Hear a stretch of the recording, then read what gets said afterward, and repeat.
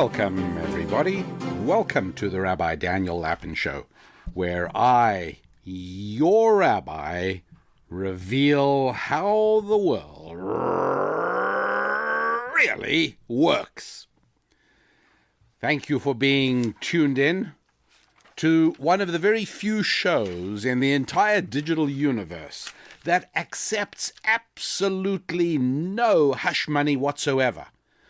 We speak freely on this show about the topics you really care about, and not just the things you care about today, but the things you cared about yesterday and the things you'll care about tomorrow. With almost no exception, with very few exceptions, the show is not tied to specific events. When I speak about politics, when I discussed my views on why Donald Trump should be elected President of the United States in early 2016. Obviously, those shows are timely. They are relevant to those times, although I still find them, and I'm actually astonished sometimes at some of the things that I was right. But I said, pragmatic businessman will make smart decisions. You may not like what he says, but you will like what he does. And I think that's true for certainly a good number of people in the United States. Those shows were obviously timely. The overwhelming majority of the shows are about the timeless truths that I derive and that I've been taught from ancient Jewish wisdom, things that impact your life, things that have to do with your finances, your faith, your family, your friendships, things you really care about. And this show is no exception, excepting that it may be even just a little bit more of the above. As a matter of fact, I think I'm going to issue a parental discretionary advisory here. Due to some violent content, parental discretion is advised. This really is not a show for everybody at all. As a matter of fact, I'm going to tell you very explicitly for whom today's show is intended. It is intended for men or boys between the ages of 16 and 23.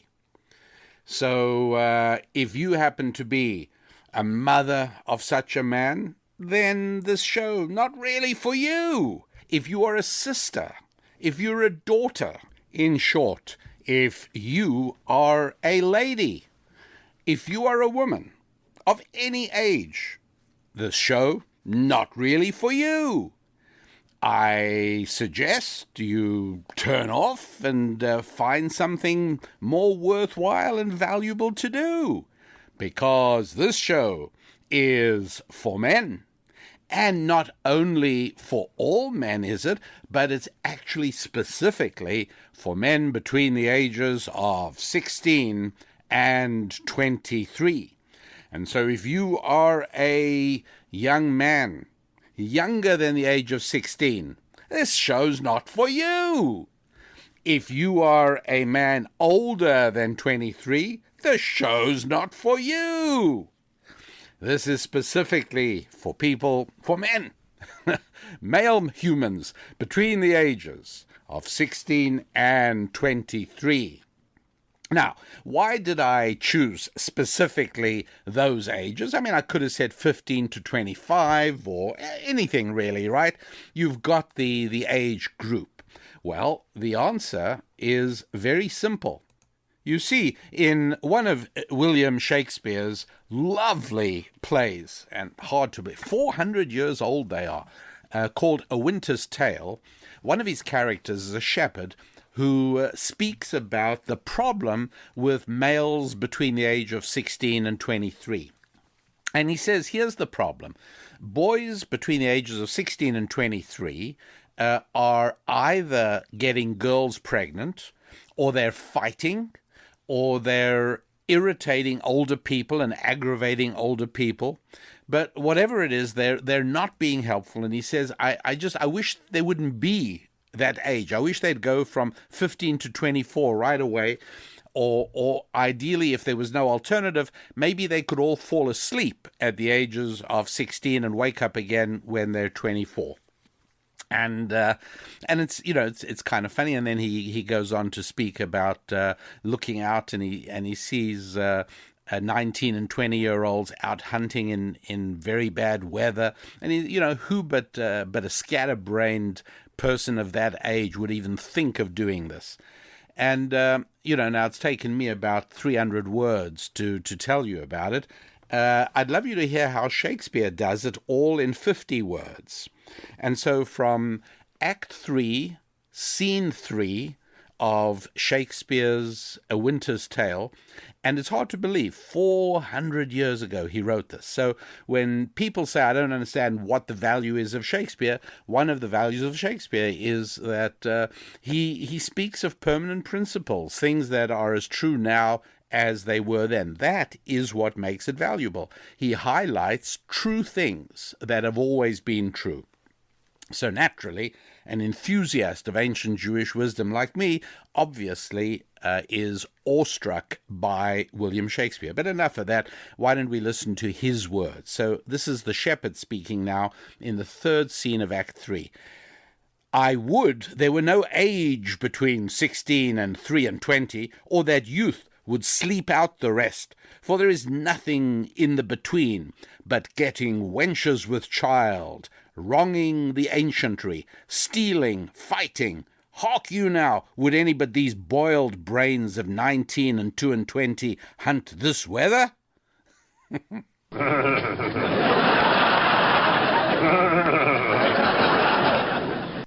It's good. It's just very good. So that's what Shakespeare's talking about, and so I loosely take those ages for the basis of this particular show today, in spite of the fact that obviously people who are older than that might well be listening, and possibly even people who are not really men between the ages of 16 and 23, but that is to whom I am primarily addressing this particular show, okay? That's what we're doing.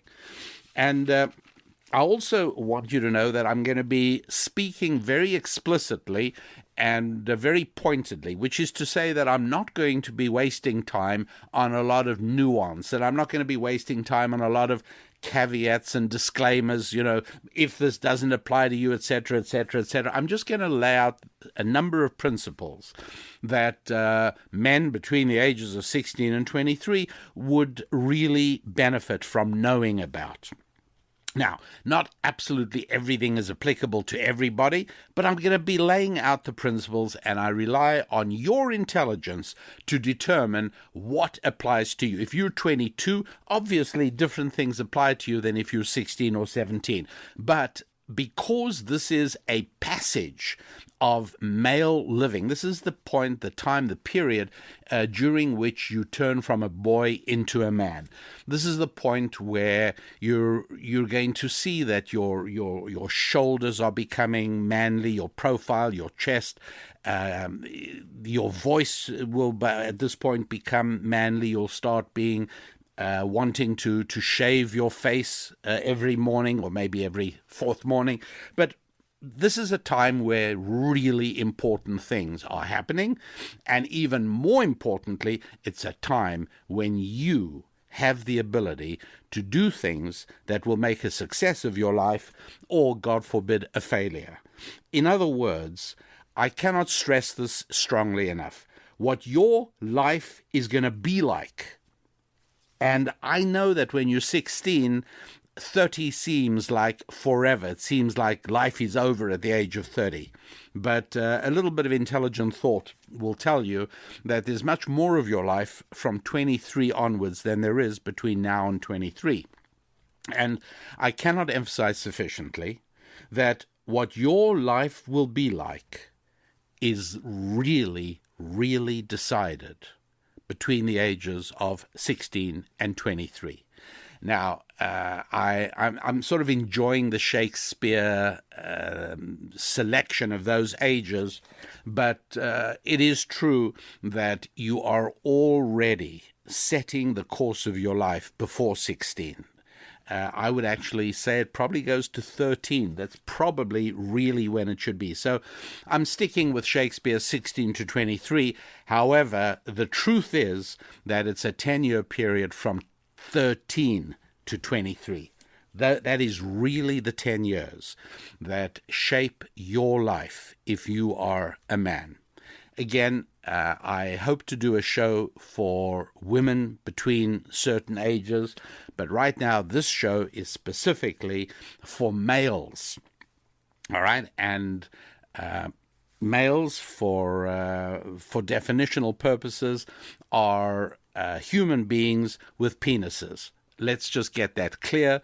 I know probably not a lot of people listening to the show who necessarily think otherwise, but I know full well that there are people, particularly on campuses, and seeing as I'm talking between the ages of 13 and 23, you might well be on a campus, if not a high school campus, a college campus, where they make completely false distinctions between sex and gender, and they suggest that there's a limitless... All right, enough of the nonsense. We haven't got time for all of that. This show is for males between the ages of 13 and 23. And I'm going to be speaking about a lot of very specific things. And I want you to understand that although it may sound dogmatic, nothing that I'm saying is an all or nothing proposition.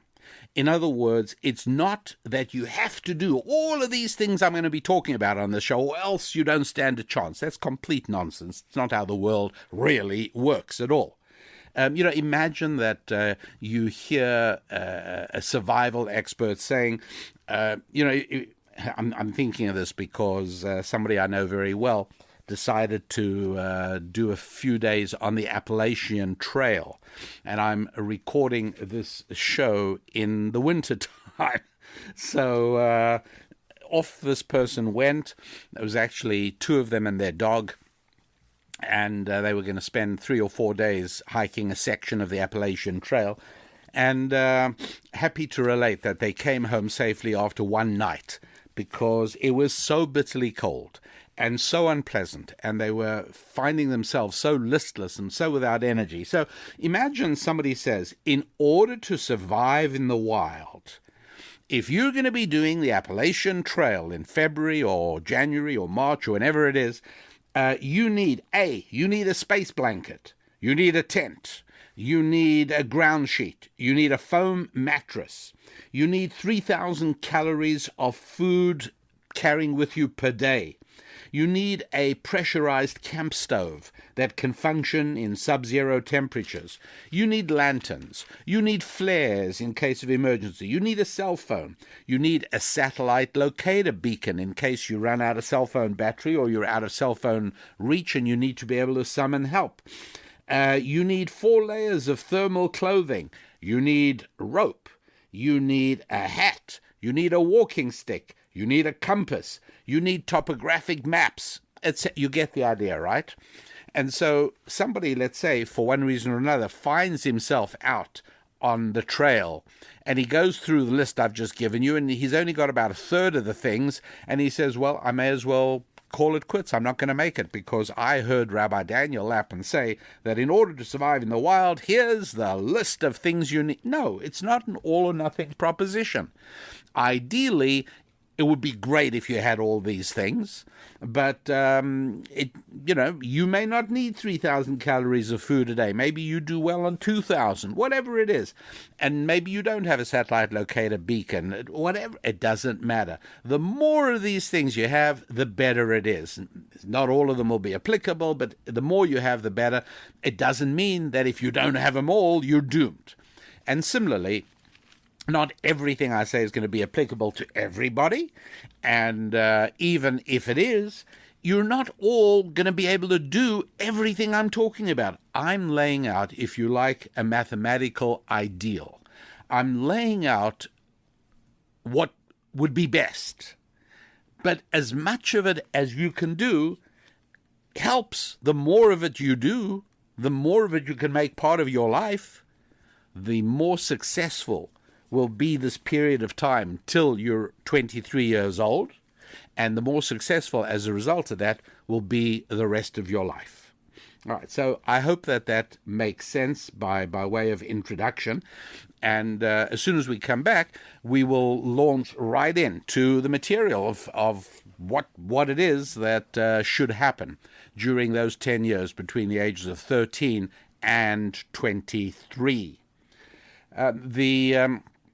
The website, and again, I every now and then I receive a letter from a fan, a letter from a listener, a letter from somebody who wants to communicate.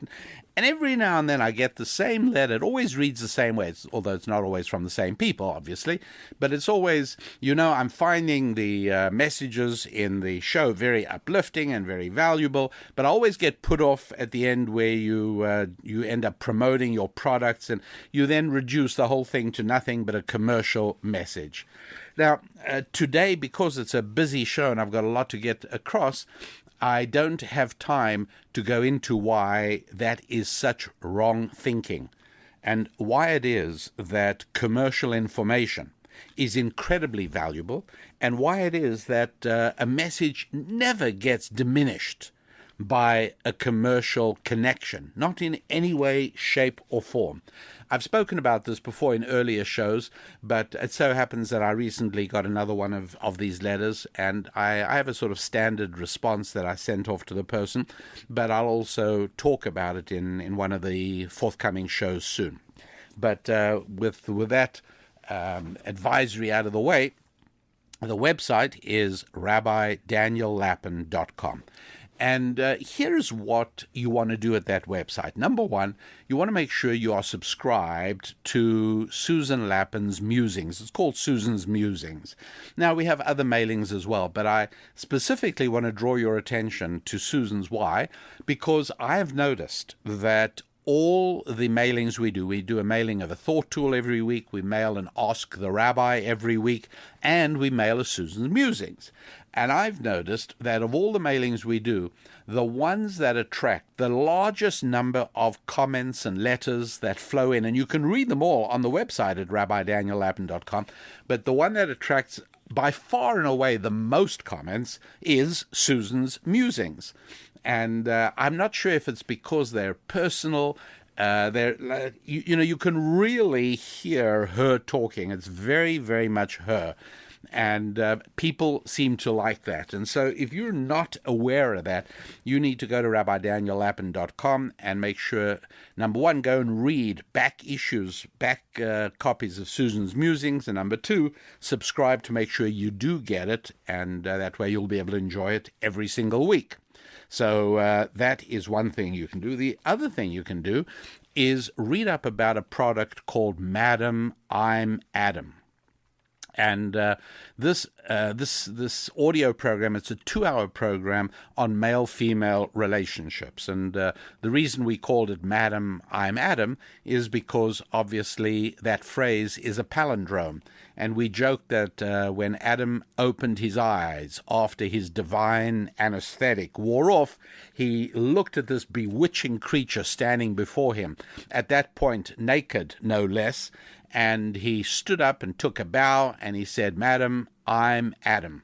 And we like the palindromic aspects of it. It reads the same both ways because of the duality, the equation-like quality of marriage, male and female, and looking at it in terms of benefits in both directions. So anyway, all of this is in an audio program called Madam, I'm Adam at rabbidaniellapin.com.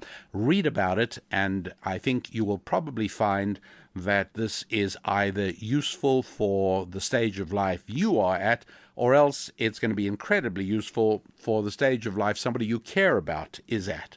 Anyway, all of that at rabbidaniellapin.com, and we will be back. I usually begin by saying, well, hello, everybody. Hello, baby.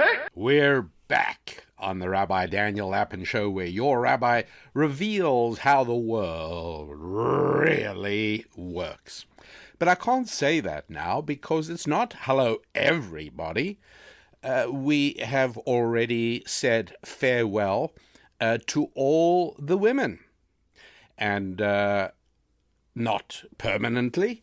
As a matter of fact, I am already working on a show for women. I've got one show for single women. I've got one show for women who are married. And I've got another show for women who have been married. And these are all different. And one of the things we'll be doing is I'll be offering a public service there. I will be providing translation ability to people, to the women who hear the show. In other words, I will let them understand what men mean when they say certain things. But all of that lies ahead. For now, however, I am speaking to men between the ages of 13 and 23, that critical period of 10 years going by. And I also have to warn you that I will be speaking about sex. Yes, I will be speaking about male-female relationships because it is quite impossible to convey any understanding at all of how the world really works, ignoring male-female relationships. And so I will. Now, of course, it is awkward sometimes, if not all the time, for parents and children to speak about sex. It's uncomfortable for the parents, and it's uncomfortable for the children. That discomfort is absent when you are together with your rabbi. The discomfort, of course, is very understandable. Look, as you know from an ancient Jewish wisdom perspective, which is all that I know, the whole idea of sex is to build connectivity. Essentially, the way a teacher of mine put it when I was but 13 or thereabouts was he said, pretty soon you are going to start going out and you're going to meet girls. And when you do, you are going to make a discovery. You are going to discover that when you go out with a girl, you're going to find yourself saying things like, "Where would you like to go?" And you will realize that this is possibly the very first time in your entire life that you actually cared about the feelings of another human being. And there you are in classroom 1, course 1A, that God put in place for proper living by means of a male-female relationship.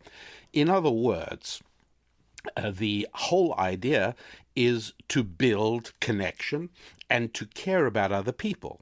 Now, as a matter of fact, in the actual sexual relationship, and again, this is stuff deeply embedded in biblical thinking, the focus, amazingly enough, is not on just, it shouldn't be, just on the pleasure that you or the woman are getting from the experience and from the encounter. The reality is that each of you is deeply concerned that the other person is enjoying it, that the other person is comfortable and happy. That is a crucial part of it. And so communication becomes essential. Men are sometimes very uncomfortable with women who do not convey any kind of enthusiasm or any kind of pleasure in the process. And women are incredibly frustrated with men who do not communicate emotionally. So again, a difference. Men want to know that women are communicating sexually. Women want to know that men are communicating emotionally. How you feel is important to express. Now, as I said during the first segment, there are going to be things here that may not be applicable to you, possibly because of your age. You may be a little younger, and you may wonder But on the other hand, my presumption is that you probably already know considerably more about male-female relationships than your closest relatives suspect. And it is uncomfortable with closest relatives because the process that God put in place is a process that is designed to prepare a man and a woman to be a parent. Now, what is one of the things that you got to know about being a parent? Well, you really have to care about the feelings of somebody else, namely your child, and when the child is a baby, you've got to be very sensitive and aware of how the child is feeling and what the child is wanting and needing. And later on, as the child grows up and eventually reaches even those ages of 10 years old to 23 years old, that is the focus of today's show, well, it's there. Parents have to be incredibly aware and sensitive because very often their children aren't talking to them as much as they used to before that time period. But that sensitivity is brought about through the sexual relationship. It is a caring about the feelings of the other person. It is becoming really bound up with the other person.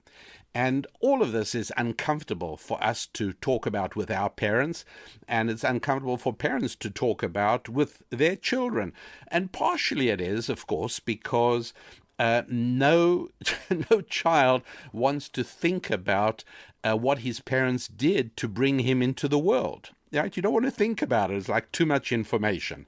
And parents are, of course, talking to their children, are very aware of that. But look, the reality is that this is exactly how God designed the world. And the reality is that you are here, and I am here for the same reason, and that is our two grandfathers took a really intense liking to two women. And they fell in love with them, and they just wanted to be with them all the time, and they wanted to be as close to them as they possibly could, and they got married. And that brought into the world your mother and your father. And then at some point, your mother and father ran into one another, and your father asked your mother out because he really, really liked her. And what did he like first? Well, he initially was struck by how she looked. And there it is. It's that divine sex drive that created a genuine bond between two human beings, the closest bond possible, a bond in which the two eventually even begin to think like one another, and nothing could be or have been a better preparation for them to bring you into the world. But obviously, it is and can be uncomfortable. And in case you want to know how I teach my own children about this area, the way I do it is by teaching them Bible. And it doesn't take very long before what might be regarded by many as sensitive topics crop up. And I don't gloss over them. We go through them, and again on an age-appropriate level. But in each case, whether it's Adam and Eve, or much later on, things that happened between Judah, one of Jacob's sons, and a woman. Earlier on, things that happened between Lot and his daughters. All of these things are there as the best sex ed program the world has ever known. Now, I am really not an enthusiast of the way sex ed is conducted in GICs. And I don't mean to hurt your feelings if you happen to attend a GIC, which is what I call a public school, is a government indoctrination camp. I don't mean to hurt your feelings on that, but in the real world, the way things are, most people of the age of school-going age, K through 12, attend GICs. They just do. And that's fine as long as you are aware exactly of what is going on. You understand and you are conscious of the indoctrination process. And that brings us to step number one. Here you are, somewhere on that spectrum. You are male and you're between 13 and 23. Step number one, my friends, is you need to put together a little small club or a mastermind group of like-minded contemporaries of yours, people of roughly your same age, also needless to say men as well, guys, and you need to have this group. What for? Well, I'm going to explain in more detail, but you absolutely have to have a group like this for accountability and for strength. How many people should you have in this group? Well, I tend to go with King Solomon's view in the book of Ecclesiastes, chapter 4, verse 12. And look, I really understand you may well be somebody who's never looked at a Bible in your life, and that's fine, but it's always helpful to know where the person you're in conversation with is coming from. And you and I are in conversation now, so you may want to know where it is I'm coming from. And if you want to look that up, you might be interested. Chapter 4, verse 12 of the book of Ecclesiastes, written by King Solomon. And again, this is really good advice. I mean, it doesn't matter whether it comes from King Solomon or whether it comes from Yoda or whether it comes from the wise man of Gotham. It doesn't make any difference. But what King Solomon there says is that if somebody starts up with you, and by that he means not only a physical encounter from, shall we say, a bully or something like that. No, he's talking about even an idea. When an idea grapples with you, when an idea tries to take over your thinking, when an appetite tends to take over, it's very hard to combat. He says, however, it can be combated if you're not alone. If there are two of you, you can triumph over that one. And best of all is if there are three, because he says the threefold braided cord doesn't easily break. And so I would say you need a minimum of 3 people in your club, in your mastermind group, your little group of guys who look at the world similarly to you and who have similar goals and aspirations to have the most successful life possible, to have the most options open to you when you hit the ripe old age of 23, the most options open. And so I would say your little group, three guys, up to 5. I wouldn't go more than 5. I wouldn't go under 3. One other guy, 2 other guys, 2 other guys, perfect. That makes 3 of you. But 4 other guys, there's 5 of you. Okay, fine. I'd leave it at that, and I would not go any further than that. So this is a group of guys, and it's not. This is not going to be that easy to find, but you really do need them, because what you're up against, the challenges that are facing you, the things you have to achieve to get the most out of this period, and no matter where you are, you might be 16, you might be 20, you might be 22, but if you're somewhere between 13 and 23, it's not too late. Now is the time to find and form a little mastermind group. And where you find these guys, I can't tell you, because I'm not sufficiently familiar with your particular situation. But as we go on through today's show, you'll get a sense of what we need.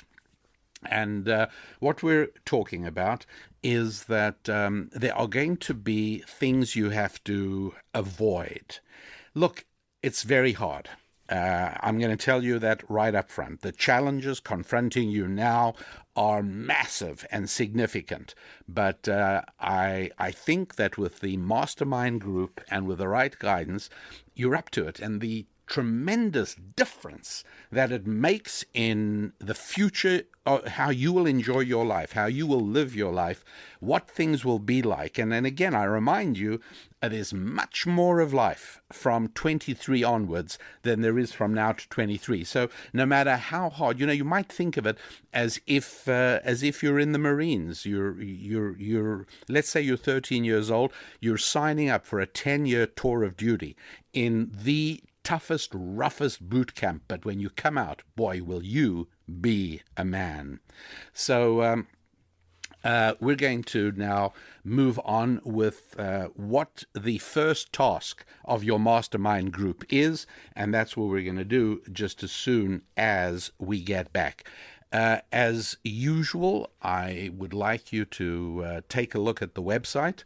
I'd like to encourage you to make sure that you read some of the Ask the Rabbi questions on the website, read some of Susan's musings, and you might even want to subscribe. You might even want to get these in your mailbox on a regular basis. All of that at rabbidaniellapin.com. The product that is most relevant to the subject we're discussing today is an audio program called Madam, I'm Adam. And the great thing is it's available for digital download, meaning that you don't need a lot of patience, right? There are a lot of things I'm going to be talking about that you have to wait for till you're 23. Not this. This one you can get right away. It's called Madam, I'm Adam. The website, rabbidaniellapin.com. Hasta la vista, baby. City of mystery, of enchantment. The finest merchandise this side of the River Jordan. On sale today. Come on down. Welcome, men. We're back on the Rabbi Daniel Lapin Show. And yes, I say welcome, men. But what about those of you who are 13 and 14 and 15? Surely you are boys? No. Not at all. Let me explain to you why that is. First of all, I will tell you that the Jewish people traditionally welcome boys into the congregation of men when they're at the age of 13 years old. We call that a bar mitzvah. Now, to suppose that this was originally intended to be nothing other than a over-the-top, indulgent party with a life-sized effigy of the bar mitzvah boy carved in chopped liver. No, this is what modern American culture has made of what was actually a fairly serious initiation process. The fact is that nowadays, when the rabbi in the synagogue on the day of the boy's bar mitzvah usually begins his speech by saying, "Well, today you are a man," he will have to give an accounting for that after 120 years for that shameless, sycophantic lie. Because I can assure you that the dribbling baby and the selfish narcissist standing in front of him with the accumulated wisdom of 13 years of being mollycoddled by his mommy, is very, very far from a man. However, you, even if you are only 13, you have just signed up for the Marines. You've just joined the toughest, roughest boot camp. The next 10 years, you are engaged in building your life. Right now, 10 to 23, those 10 years. And so as soon as you sign up for boot camp, you're not a boy anymore. You are indeed a man. So that's why I say, welcome, men. We are ready to get to work. Now, I indicated in the previous segment a very important program, your very first task, which is to start forming a mastermind group. Now, you may find that you started off with only one guy, and then eventually you are able to find a third guy who fits in, and that would be great. After a little while, the three of you might identify a fourth guy who'd be perfect. Sign him up. Now, it could also happen that one of the original members drops out. He just can't take it. People drop out of the Marines. It happens. Well, what you do is you try and replace him and try and bring the new member up to speed. But this private club, this little mastermind group, and it's not something that gets talked about a lot. You meet, you might have if you use a smartphone, you might have a WhatsApp group on it or an email group, whatever it is. You will find the best ways to communicate between the three of you or the four of you or the five of you, but hopefully not more than that. Why? What's happening? Why is this so important? Why is it absolutely indispensable? I would even recommend you can stop the program right now for a few days or weeks until you've formed your little mastermind group, because you're going to need it for what comes next. Let me explain. Again, I scoot back to scriptures. And again, look, this is something that your drill sergeant in the Marines could be telling you. It could be your rabbi telling you. It could be anybody telling you. But in my case, it happens to be King David, straight out of the book of Psalms, chapter 34, verse 14, where King David says, "Turn away from evil and do good." Why doesn't he say do good and turn away from evil? Because the first step in any boot camp is to stop making mistakes. And then you can start working on doing the right thing. So, for instance, let's say you decide that you want to build up your body strength. And there are two things acting against it. One of them is that you just don't do any exercise. You sit around watching television all the time and that's what you do. That's a big problem. There's another big problem, and that is that at every opportunity, you sneak down to the refrigerator and help yourself to a few more chocolate cream eclairs, or whatever happens to be your weakness. And so now, should you start exercising? King David and me would say no. First of all, turn away from evil. Stop doing the mistakes. Stop doing the things that are holding you back. And the reason is that if you don't tackle it in this direction, the likelihood is that you will begin to get discouraged because it's not going to work as smoothly as it can. Don't forget, you need small triumphs along the way. You need little victories along the way with which to boost yourself and with which to encourage yourself. So what are the turn aside things? A whole lot of really, really tough things. And that's why I said don't even embark on this until you've got a mastermind group, until you've got your group of friends with whom you can talk openly and say, I'm having real trouble. And don't feel bad about this, because each time you do that, you're encouraging the other guys to also open up and draw on the full support that the group is capable of giving. And remember that, one of the biggest challenges, and with God's help, you should never face this challenge, but one of the biggest challenges that people face, men more than women, is alcoholism, an addiction to alcohol. And without a lot of time spent on why that is, I will just point out, you've heard the word spirits for alcohol. Sometimes in some stores they have shelves marked wines, and then they've got some more shelves marked spirits, and those are whiskeys, brandies, vodkas, and all those other distilled things. Well, the original name for alcohol was spiritus. That was the Latin name that the early monks gave it. And the reason was they recognized that alcohol satisfied a spiritual yearning, not a physical yearning. Now, after a while, it can become a physical addiction. But the reason that men will sometimes turn to alcohol is because, well, it's not, I don't want to overstate this, but it makes sense for me to tell you that it has to do with having misspent the years from 10 to 23. That's really, really what it is. But basically, when men feel bitter, they feel their lives are wasted, when they feel they're not doing what they should be doing, alcohol dulls the pain. It's a spiritual salve. And the struggle against alcohol is tremendously difficult. And smart people know that it cannot be accomplished without friends. It can't be accomplished without a group. And in fact, they even have a name for the group. It's called Alcoholics Anonymous, or AA. And many, many other groups have been built on the model of Alcoholics Anonymous. And the idea, once again, is you have to have somebody to phone or text or contact when you're feeling yourself dragged down, when you're feeling yourself pulled in the direction of something that you've already decided. And this is a battle between head and body, right? It's a battle between, I sometimes say, between head and heart. Your heart is pulling you to do something. Your head is saying, this is not what I want to do. That's the time you need to contact your version of Alcoholics Anonymous, your mastermind group, because the heart pulls.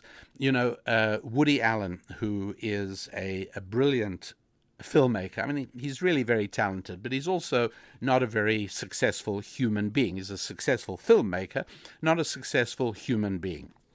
And made a lot of bad mistakes in his life, but at one of the times of the mistakes where he was involved in a sexual relationship with a woman he should not have been engaged in, people said to him, "What are you thinking? How did you do it? What happened to you?"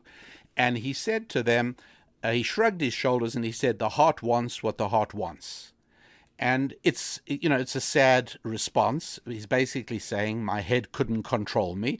My heart wants what it wants. And that's true, right? The heart wants what it wants. We know that. But what we're talking about is how to build up enough strength to make sure that the head rules what you do, not the heart. I mean, that's the crux. That's the key part of it. And I will tell you that even later on, when it comes to professional success, at work, at training, at education, the biggest problem, and this is the separation. I mean, if you look at men who are making a success of their lives and men who aren't, one of the enormously significant distinguishing features is self-discipline. In other words, are you capable of running your body on the basis of what your head says, not on the basis of what your heart says? And I can't emphasize this enough. That is one of the chief tasks you have awaiting you during the 10 years, 13 to 23, building up self-discipline, training yourself to do what the head says, not what the heart wants. Because we all know the heart wants what the heart wants, and it's usually not good for you. I'm not saying there's never a time for heart. In romantic relationships, there's a tremendous role for heart in giving compassion, in sharing, in helping people. Of course, there's a role for heart. But in governing the course of your life, the way you follow your map through life, the way you achieve the kind of life you want to, the way you want to be at the starter's pad at the age of 23, you need to work on self-discipline. And nothing is more helpful at this point than having your group with whom you can immediately connect when you find the heart wanting what the heart wants and the head is losing the struggle. You reach out for your lifeline, you reach out for your mastermind group. And what is one of the first things? We'll start with simpler ones. One of the first things is passive activities. I'm not even going to call them activities. They're passivists. They're passive things. Predominantly, what am I talking about? Watching stuff. Now, I'm not including reading in this, okay? Reading is very different. Conversation with people is very different. I'm specifically talking about watching video, watching movies, watching entertainment, video games. And again, I'm not going to say nothing at all, but if you happen to have a problem in this area, what you should do is give yourself a month of zero. In other words, let's say you recognize that, like many men of your age, you have a tendency to spend too much time watching YouTube, TV, video, whatever it is, sitting and watching a screen. Too much time doing that. You recognize that. All right. You set yourself the task, along with your mastermind group, 1 month with nothing at all.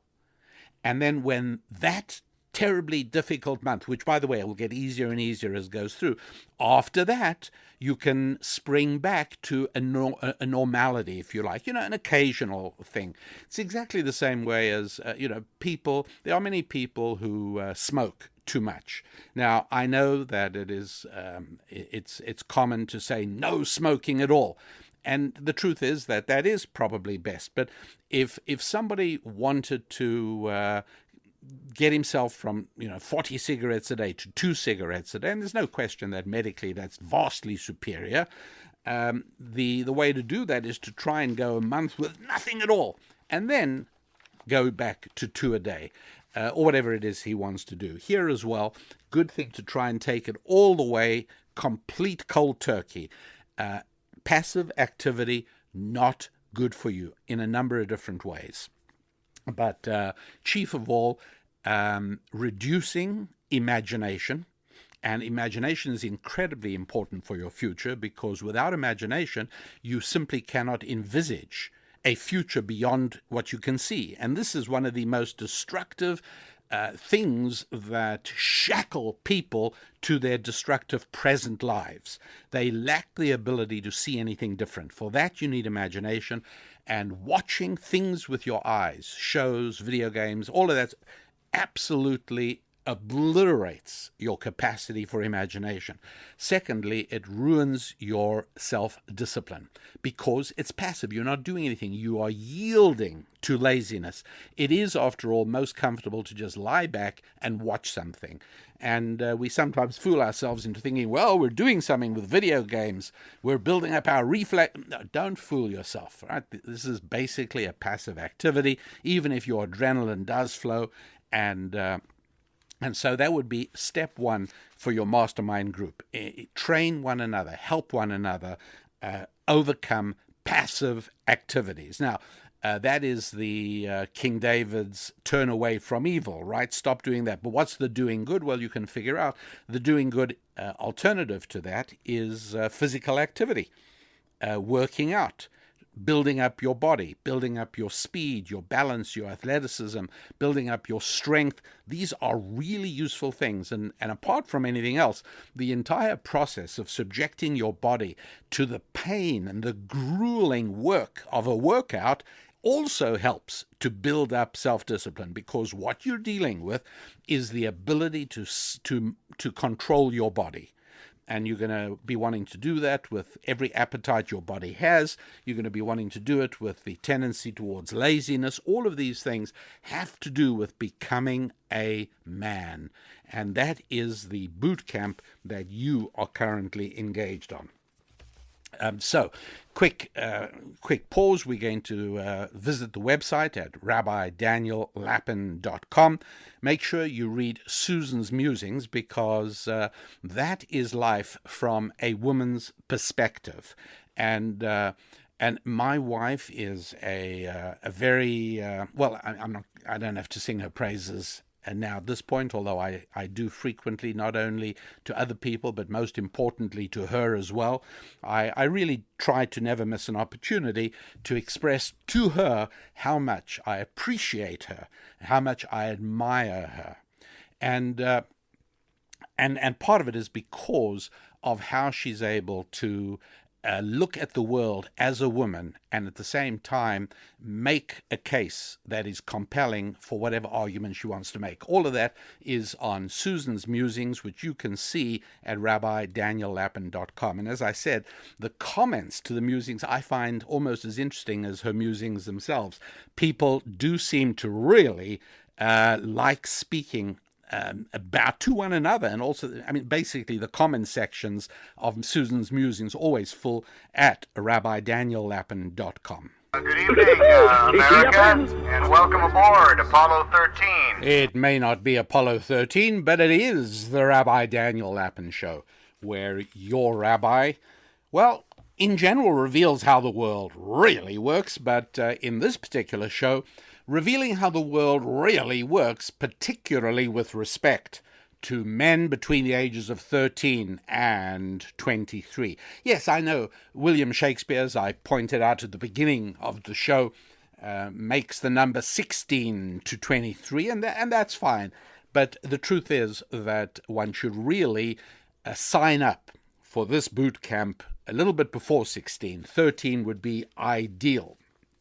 And another thing I want to point out is that please be aware that I am not paying any attention or giving any heed whatsoever to cultural norms.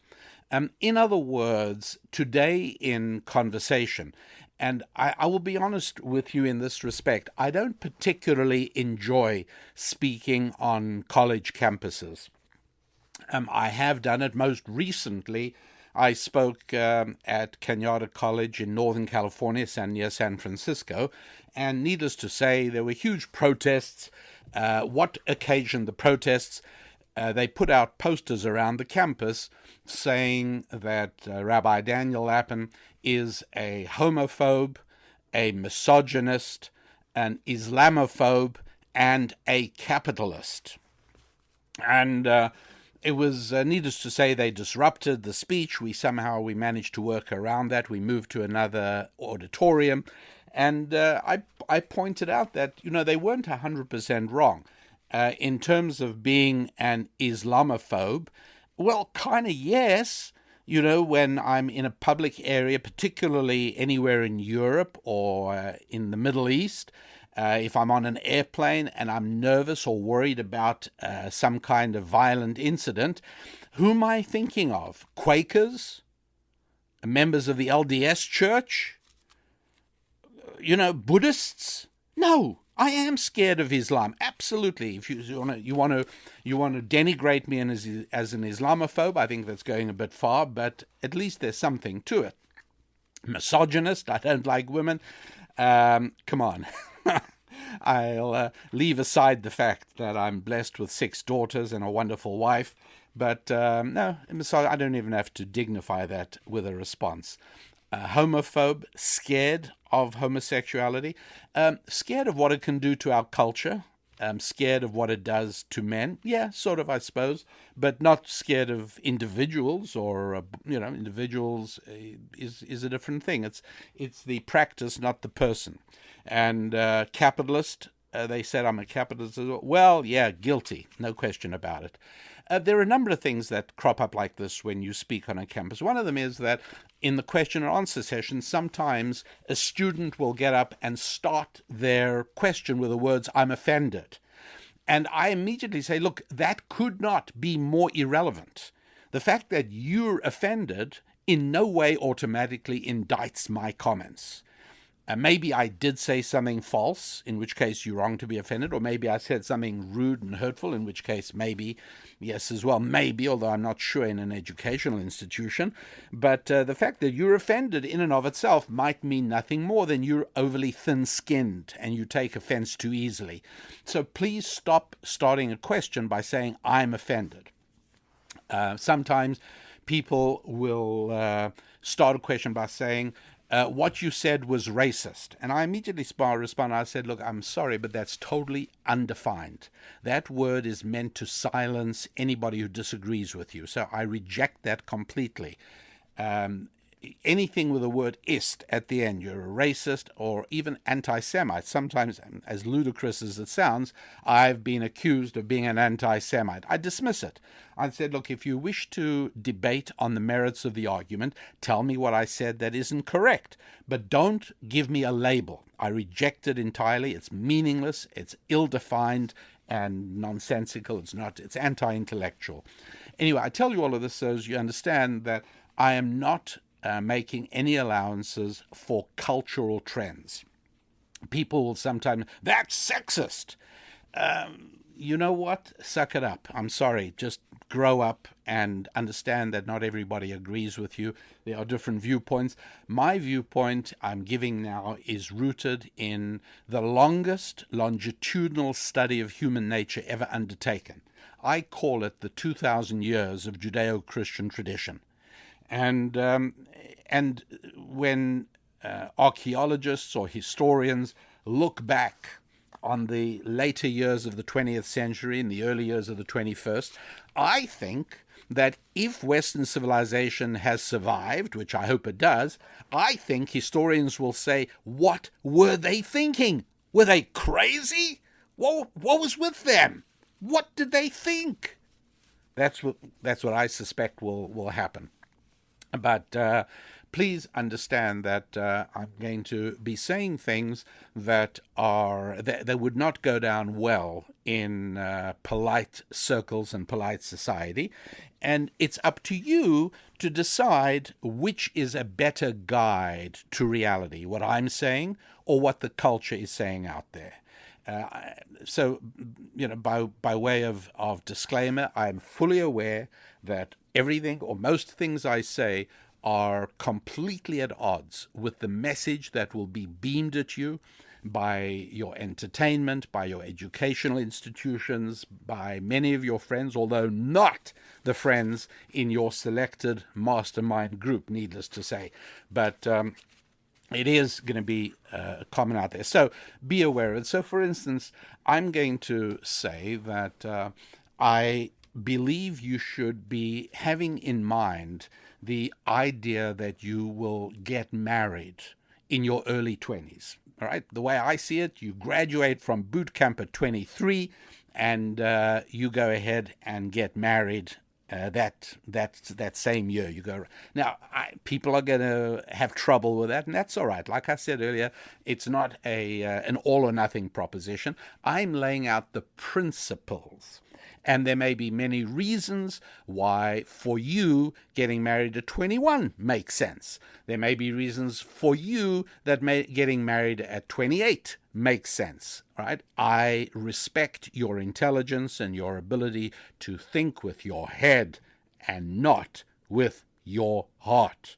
So, but again, in laying out the permanent principles, I say, yeah, you should be thinking of getting married at 23. Absolutely.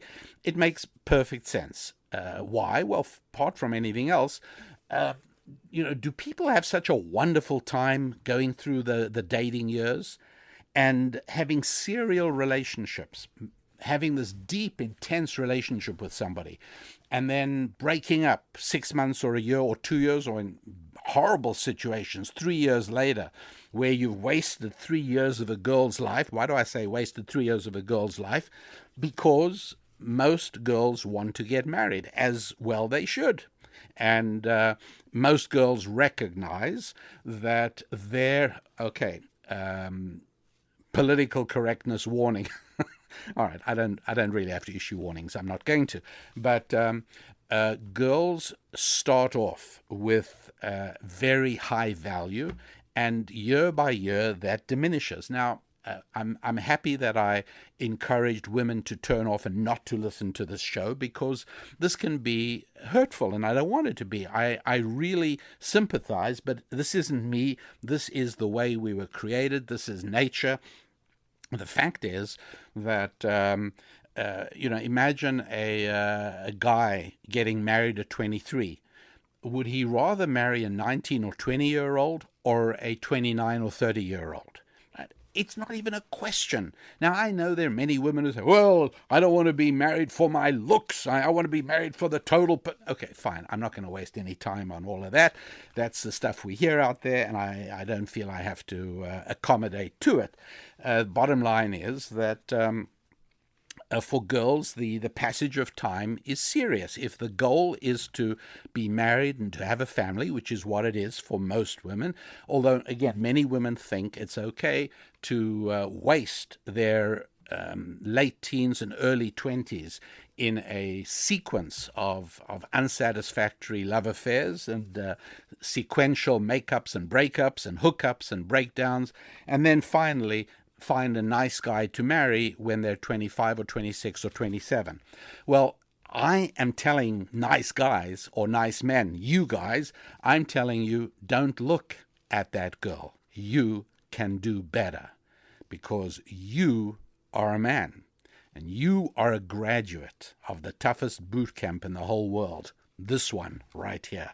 You do not have to have a girl who has been damaged by all of those affairs. And don't for one moment think that she isn't. But I'll probably come back to that in a little while. For now, however, understand that I'm going to be moving on to some of the other things you want to be able to avoid. Remember I said from the book of Psalms, chapter 34, verse 14, turn away from evil and then do good. We spoke about passive activities. I want to speak about the cultural message. You've got to be able to turn away from the cultural message. You've got to be able to develop the courage and self-confidence. Self-confidence, critical. You've got to have the self-confidence to be able to say, I'm sorry, I don't care if everyone's saying that. I don't care if they try to shame me into buying into it. It's a lie. the message is false. I'm not going there. So building up your strength to resist the cultural message. The cultural message you're going to hear is that patriotism and the whole concept of the nation state are obsolete. As Marx said, workers of the world unite. He didn't say Americans of the world unite or Russians of the world unite. The Internationale was their song. John Lennon sang, "Imagine, there are no boundaries and no nations." That's what they really believe. To recognize that your family is important, your nation is important, your country is important, your religious family, your faith family, these connections are very important. That's part of the cultural message. Ignore all of that. It's just the individual. Or else they'll tell you, that it's identity politics. You must identify as a this or as a that. Hostility to capitalism, hostility to making money, hostility to the free market. That's part of a cultural message. Toxic masculinity, that's another big one, right? That to be a man is somehow wrong. You are hearing from me precisely the reverse, that being a man, being masculine, yes, and that does mean sometimes suppressing feelings. It does mean that sometimes you don't go crying to mommy. Sometimes it does mean that pain is suppressed. A stiff upper lip is maintained. Yes, it does mean all of those things. And if those things are masculine, yes, we want to see more of it. We have to reject the cultural message that masculinity is wrong and evil and terrible. Do not buy into the notion that all women want is equality. And no, that isn't true. What most women want is a man they can look up to, a man of self-confidence, a man of morality, a man of honor, and a man who is masterful and in control. You have to become that man. Other things to avoid, and all of these things are tough to do. I'm obviously building up to the hardest one, but if you thought these are hard, wait. Self-destructive behavior, right? There's a whole lot of that. Risky behavior that involves drugs and alcohol. I don't have to spend any time telling you why those are destructive. All I have to say is that there will be intense social pressure, whether it's marijuana. If you happen to live in a state where it's becoming legal and there are marijuana stores, you are going to be subjected to a lot of pressure. Do we have to spend time on what's wrong with marijuana? The truth is that on the overall, I'm not sure. It may not be terrible. I don't know. I don't know if all the information is in, but I do know you need to keep away from it. Why? Because it is an indulgence. It is a yielding of the body to your discipline.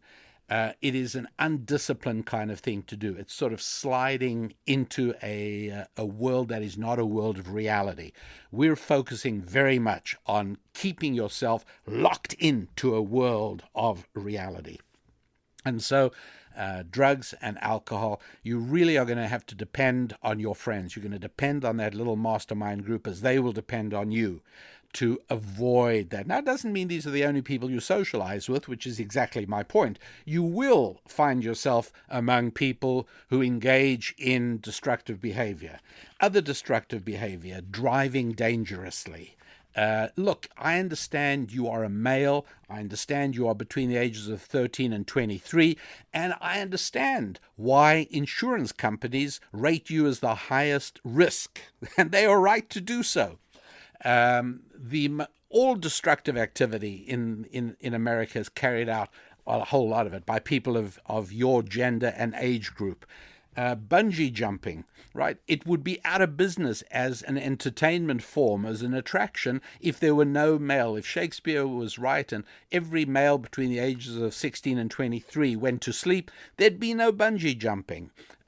All self-destructive activities, for the most part, you are going to feel that same pull and that same urge to engage in high-risk behavior.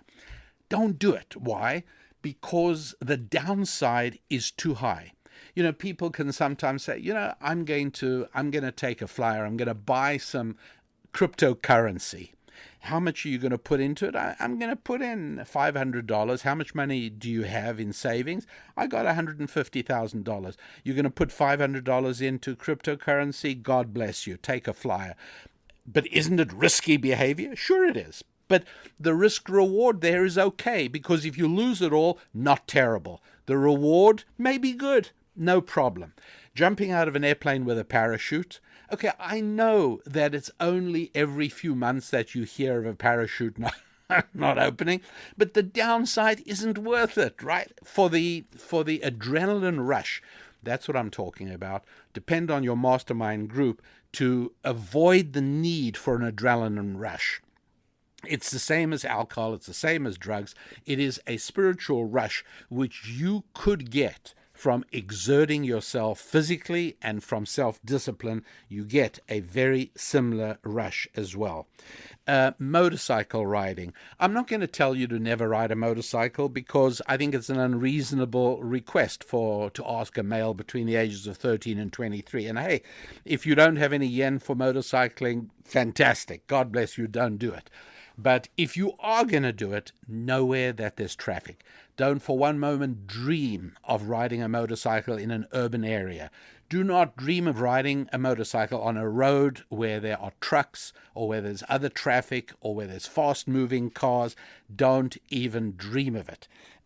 You want to ride a motorcycle? Go far out into the country and ride it there. One of the best, if you are a motorcyclist, you want to buy a motorcycle, do not buy one without buying a trailer to put behind your car, so you can take your motorcycle out into the country far away, ride it where the likelihood of a mishap is low, and if there is a mishap, in all probability, there's a very good chance of walking away from it because no other vehicles are involved. Now, that doesn't mean to say always. Unfortunately, motorcyclists do hit trees. So if you can avoid it, fabulous. If you have to, nowhere where there are other vehicles at all.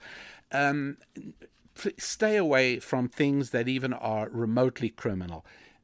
Even a seemingly small and innocuous item on your record, you don't need this right now. You just don't need it at all. So definitely to be avoided.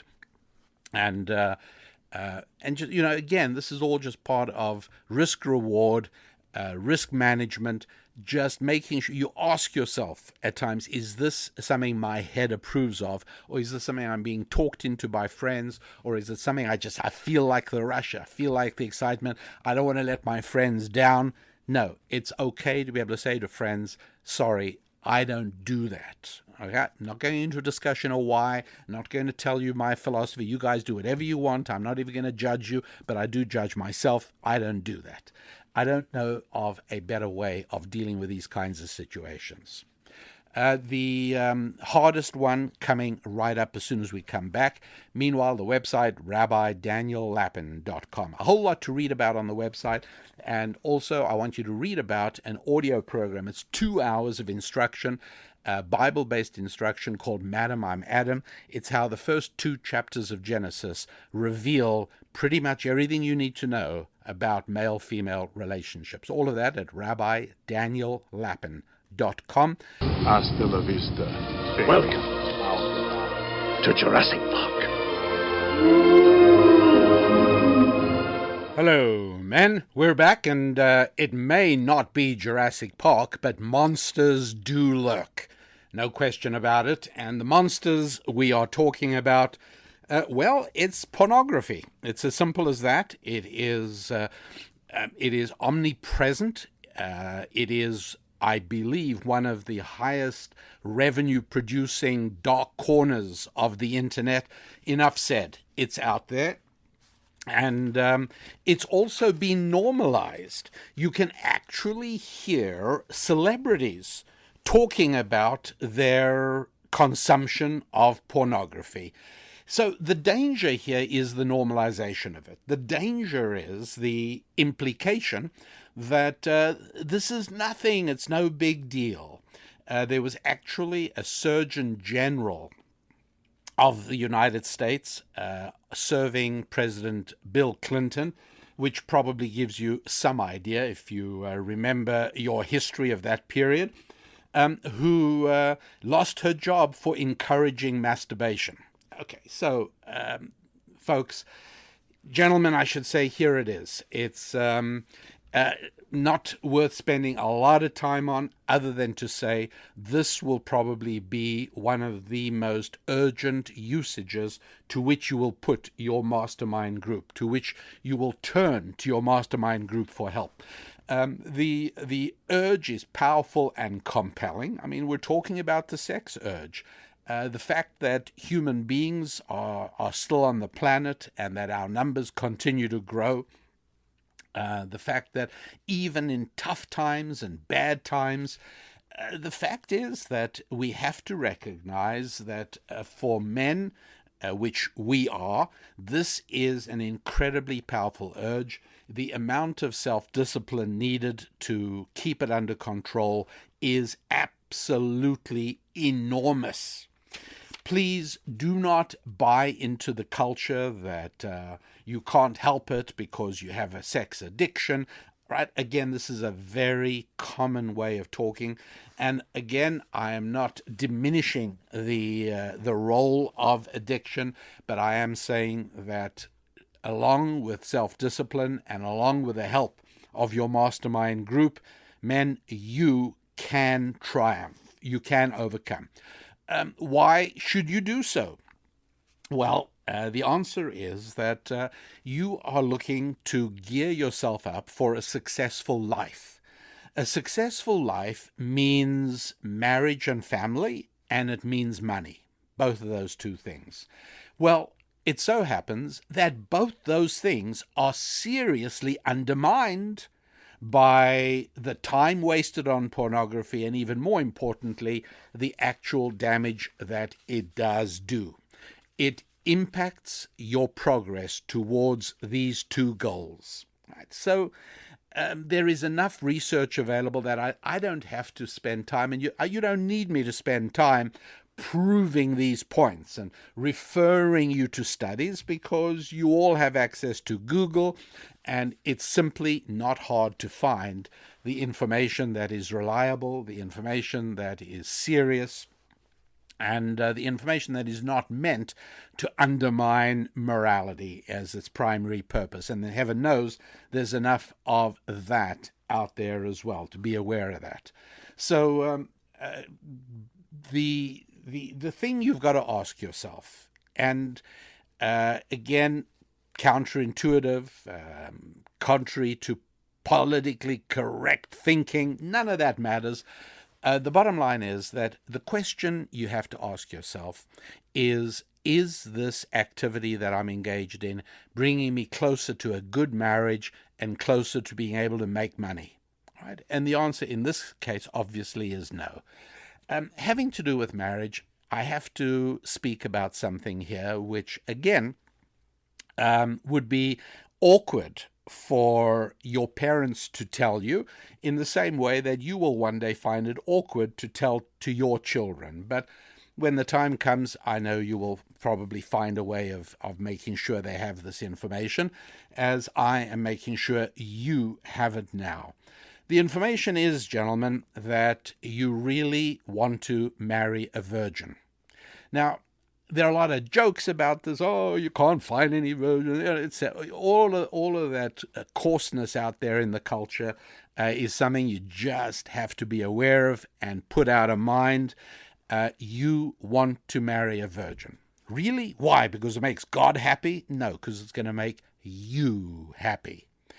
The fact is that the way the good Lord created us, the way our biology works, let me put it this way.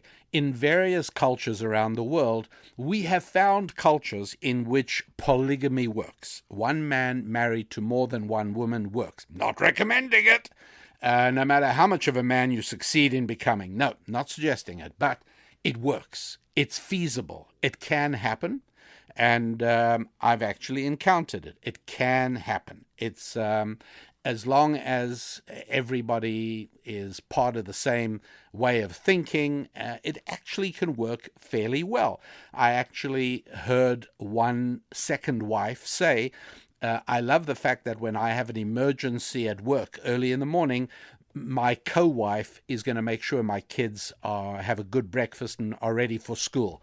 I know that sounds bizarre and otherworldly, but yes, it can work. However, polyandry, no society has ever been found to exist with one woman and more than one man. Bottom line, men are jealous about their wives, and appropriately so, right? Your wife wants to know that you care about her, that she's more special to you than any other woman on the planet. And my point here is that if nobody would like, in fact, there are even legal understandings of what's called a crime of passion. When a man finds his wife with another man and he kills the other man, there is some degree of latitude, not in our legal system and less today, but for many, many years that was called a crime of passion. There was some understanding that men knew that if you slept with a married woman, you were running the risk of being killed, and there was a possibility that your murderer would get away with it, because it was considered to be so unbelievably serious, because every man, including lawyers and judges, could put themselves in the position of that kind of marital betrayal. Nobody wants to think of their wife with another man. Now, you might say, well, today enlightened men understand that their wives will have been with plenty. I'm not paying any attention to today's enlightened thinking. I'm telling you of how the good Lord created you and what you really deep down will find to be the ways you feel. The fact is that you will have a much better marriage if you know that your wife kept herself for you. And there's no dual standard on this. There's no double standard. Yes, I know that there's no male version of the word slut. I understand that. Player, fine. Bottom line is, if you expect your wife to be a virgin, then you are going to want to do the same thing. You're going to want to keep yourself for marriage, which is why I'm going to discourage dating. Now, you're in this age group, right? Because everyone else is turned off, right? There are no women listening. There's nobody older than 23. There's no one listening younger than 13. And so it's okay for me to tell you that I am going to discourage dating. Courting is something different. In other words, when the time comes to start choosing a bride, then the time comes to start choosing a bride. But the idea of dating indefinitely as a leisure activity, going out with a girl, regardless of whether or not she could be the one, going out with her for a lengthy period of time, using up valuable months and years of her life, no. You're not going to be doing that, man. You're just not going to be doing that. You're going to be courting at the appropriate time. You're not going to be dating. And when it's time for you to court, you're going to want to court women who have not slept with other guys before.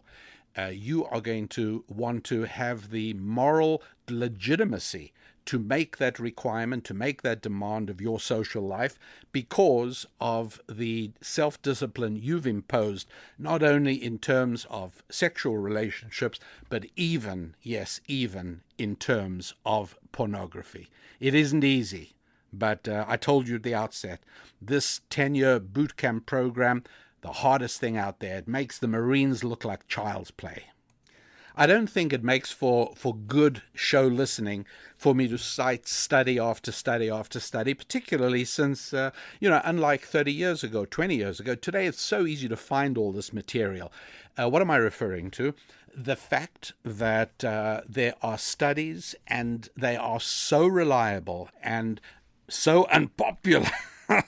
They're easy to find, but I mean, they've even made the popular press. I found them, various newspapers like the British Daily Mail have published them, but many, many others, which is that marriages where the wife has never slept with anyone else except her husband are reported to be happier. And I know that happy reports are somewhat subjective, so they're not as valuable as the next thing I'm going to tell you, which is durability. The likelihood of divorce climbs rapidly with every sexual partner your wife has had before you. Now, it's not an inevitability, and obviously people work on their marriages.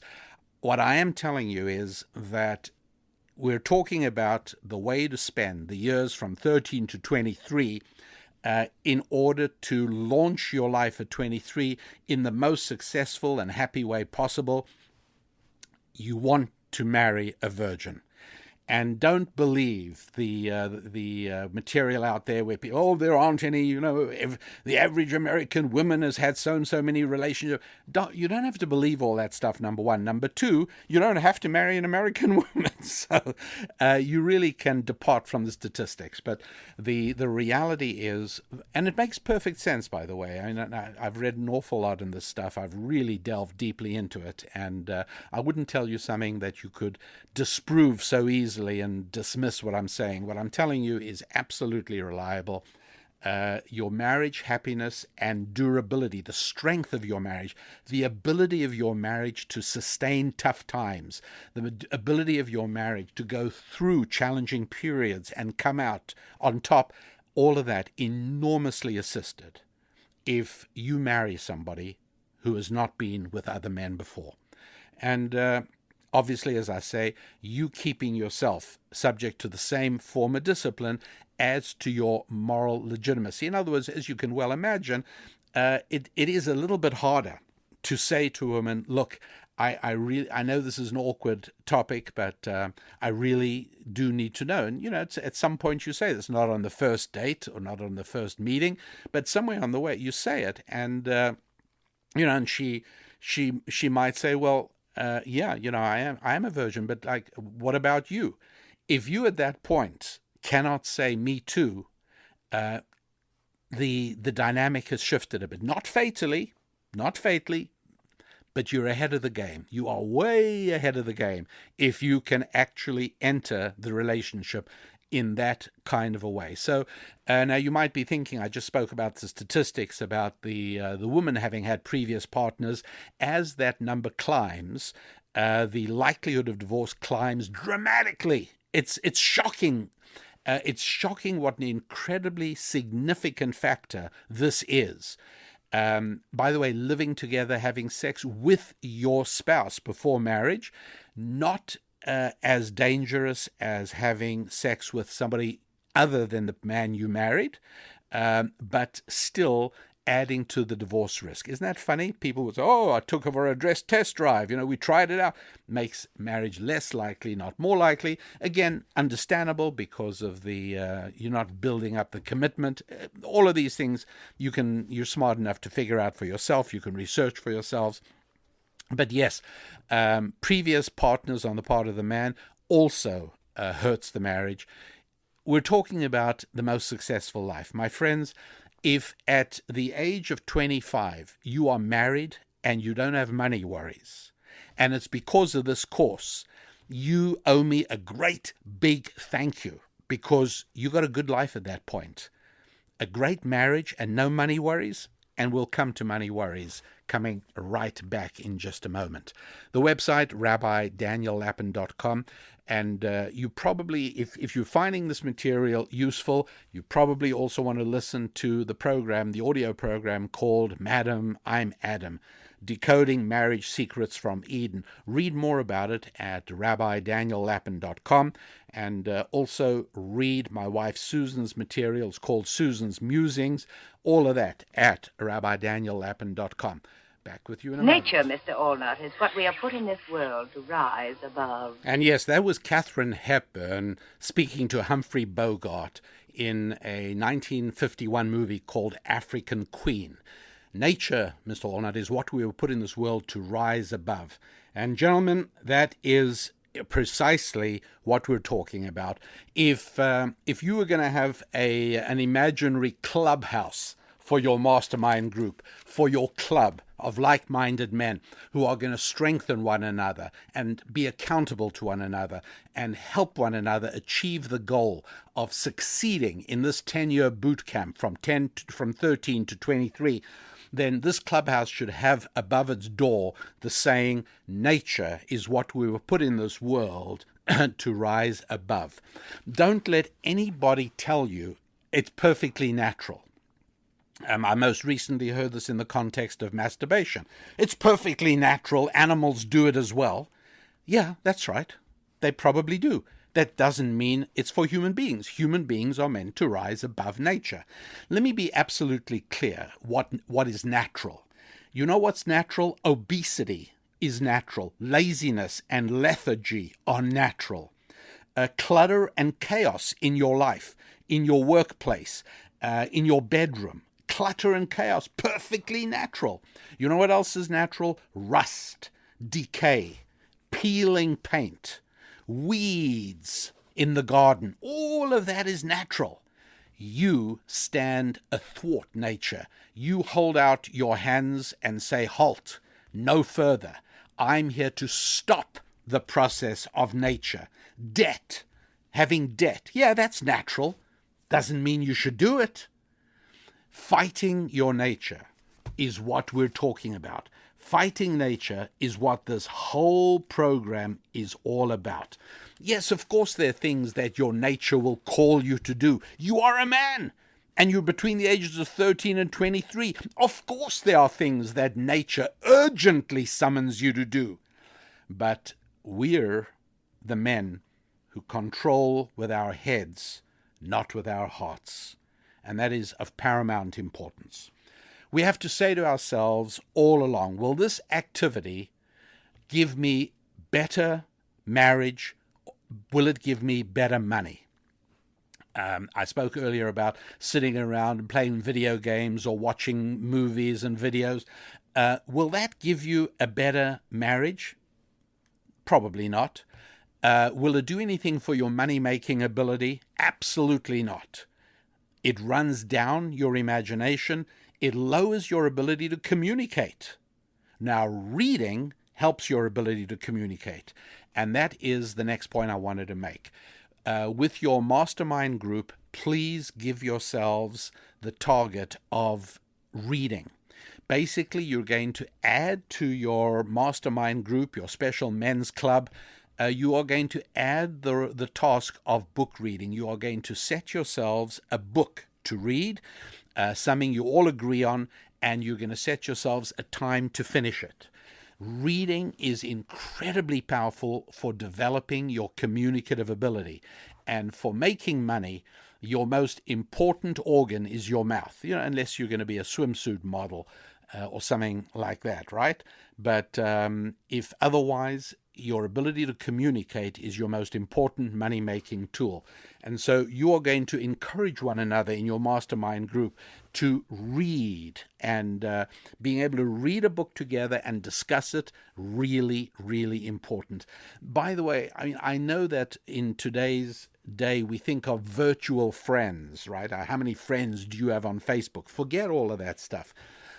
This mastermind group, if you absolutely have to, if you're living far away from other people and you have no choice but for these friends to be online, for these friends to be digital, electronic friends, and the only way to communicate them with that way, okay, if that's the only way, it's better than nothing. And even then, please make sure you use the telephone more than you use texting and email. But ideally, these are men you can meet with physically once a week. Okay, please try your hardest as much as possible to build a group of between 3 and 5 of you that actually meets once a week. And one of the things you'll do at that meeting is actually discuss the book you are reading together, the book you're all working on. Please take this very, very seriously. It's important and adds an enormous amount to your money-making ability. Now, I've told you before that you're going to have to stand together, shoulder to shoulder with your fellow men to resist the cultural message that money isn't important and that making money identifies you as greedy and evil and bad, and wanting money is a bad thing, and capitalism and the marketplace is bad, and that employers are bad and companies and business. This is the message you're going to get all the time, that government is good, business is bad. The only way business can be good is if there is enough government regulation. Okay. Again, not going into a political discussion on that now, but know that the culture has gone so overboard in that direction that we can move comfortably way over to the other end of the spectrum. No, regulation bad. I understand not all regulation is bad. Some regulation needed. There are bad practices out there. I get that. But right now, the mood is so far over to the end of government good, regulation good, business bad. Move back. Just move way back and feel comfortable with that. Now, is making money the most important thing? You're not going to catch me out with that simple device. Of course, I'm not going to say that money is more important than faith. If that was so, I would eat non-kosher food, which is less expensive than kosher food. No, of course, I'm not going to say that. But I am going to say that it's up there, almost parallel. Not saying it's of equivalent importance, but I'm saying you have to be focused on a number of things at the same time. Is it more important than family? No. But surely you can be more used to your family if you have money than if you need money, right? Surely. And surely you can be more used to your synagogue or church or faith family if you have money than if you don't. So please get past the hang-ups on money. If necessary, you can read my book, Thou Shalt Prosper. Maybe your family even has one in the bookcase already, because it's a huge bestseller, which I'm obviously very happy about. But if you haven't, then you need to get hold of that. It'll help you very much. It really, more than 100 pages of the book are devoted to how you can overcome these hang-ups we have about money, because you do have to be able to be comfortable saying to yourselves, is this activity good for my future money-making ability? And you got to be able to answer that honestly and act on the results.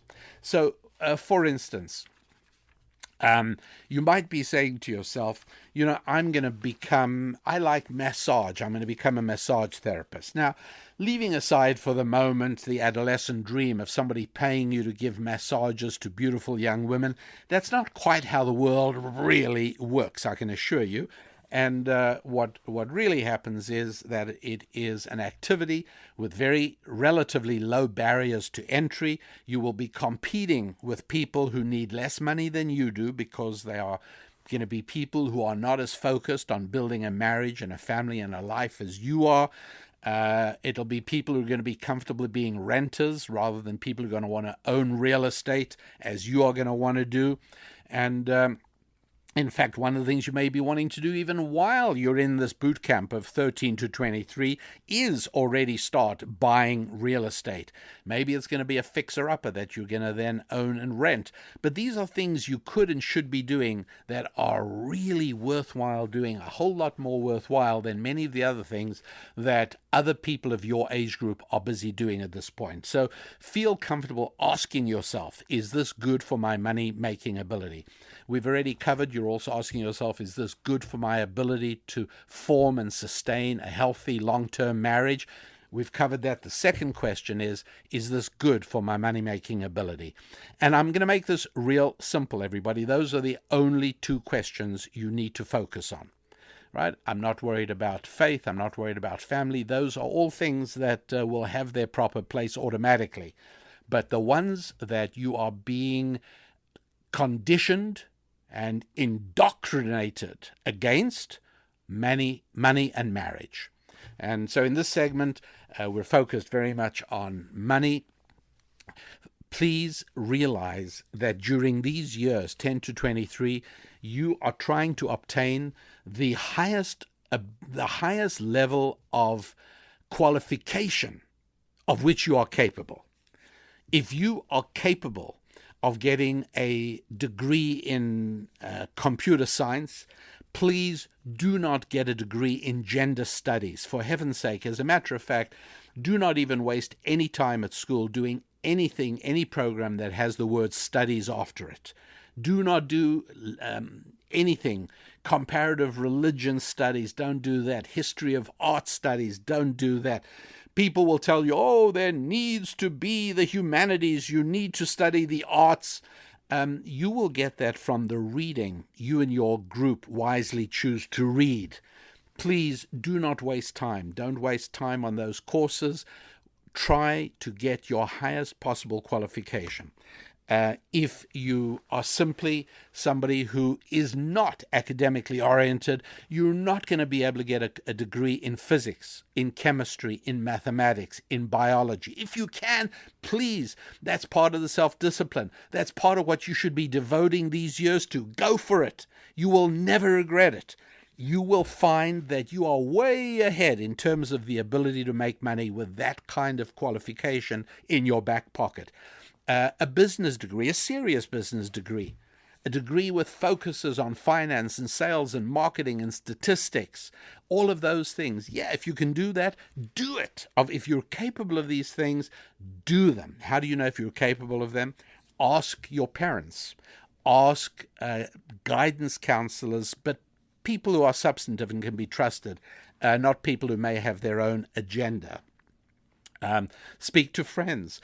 Speak to a religious leader who knows you. If you happen to be part of a faith family and you have a church or a synagogue led by a wise pastor or rabbi, go and ask them, what do you think I'm capable of doing, if you have any doubts or any questions on this. But sometimes it's also just a question of doing it step by step, little steps. You start off.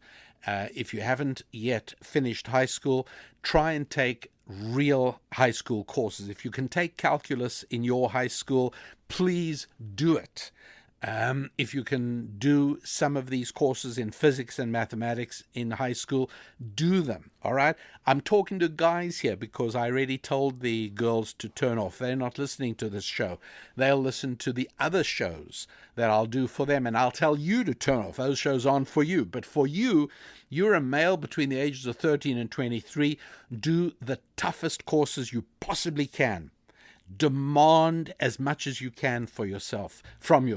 And again, you're going to have to turn to your mastermind group to support and to support one another in tackling some of these very, very hard courses.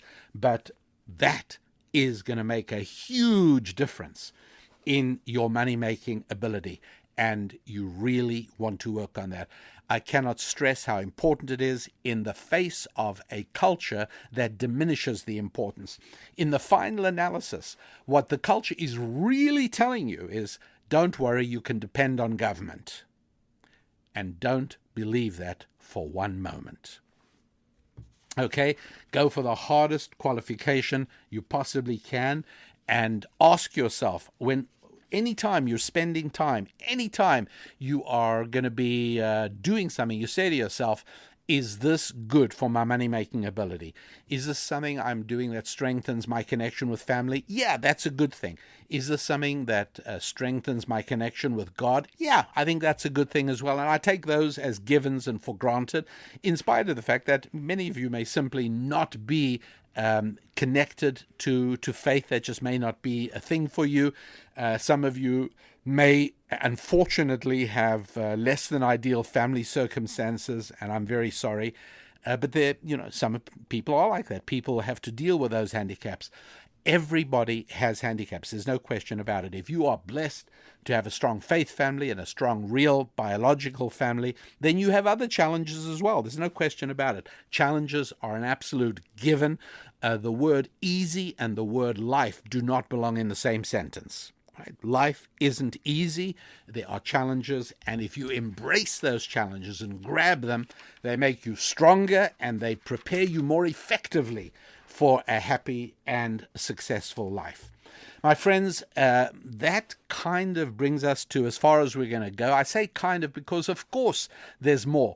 But if you can absorb these things, if you can make these things part of your life, if you can focus on all of the things we've spoken about, and you can devote these years, this 10-year boot camp, 13 to 23, or as much of it as you have left, to building yourself up in these ways, then, my friends, as Rudyard Kipling would say, and that's something, by the way, for your reading group, for your mastermind group, read stuff by Rudyard Kipling. Read stuff by Joseph Conrad. One of the poems of Rudyard Kipling is about then you will be a man, my son. And I don't think I can finish off this conversation I've had with you men without concluding with those very remarks. So, if you will allow me, the poem is called If by Rudyard Kipling. If you can keep your head when all about you are losing theirs and blaming it on you, if you can trust yourself when all men doubt you but make allowance for their doubting too, if you can wait and not be tired by waiting, or being lied about, don't deal in lies, or being hated, don't give way to hating, and yet don't look too good, nor talk too wise, if you can dream and not make dreams your master, if you can think and not make thoughts your aim, if you can meet with triumph and disaster and treat those two impostors just the same, if you can bear to hear the truth you've spoken, twisted by knaves to make a trap for fools, or watch the things you give your life to, broken and stoop and build 'em up with worn-out tools, if you can make one heap of all your winnings and risk it on one turn of pitch and toss, and lose and start again at your beginnings, and never breathe a word about your loss, if you can force your heart and nerve and sinew to serve your turn long after they are gone, and so hold on when there is nothing in you except the will which says to them, hold on,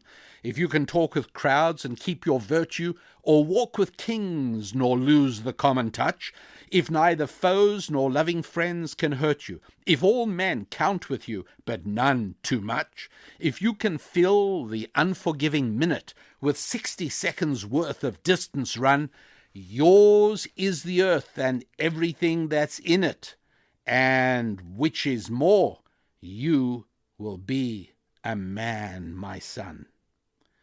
And so that is really how I look at each and every one of you. If you have gone through this program and you are dedicating yourself to live the most of this boot camp and live the Rudyard Kipling poem If, and live everything we have discussed in this show, then indeed you will be a man, my son. And I cannot think of a higher form of praise. So until we are together again next week, I wish you a week of good health and prosperity. Until next week, I am your Rabbi, Rabbi Daniel Lapin. God bless.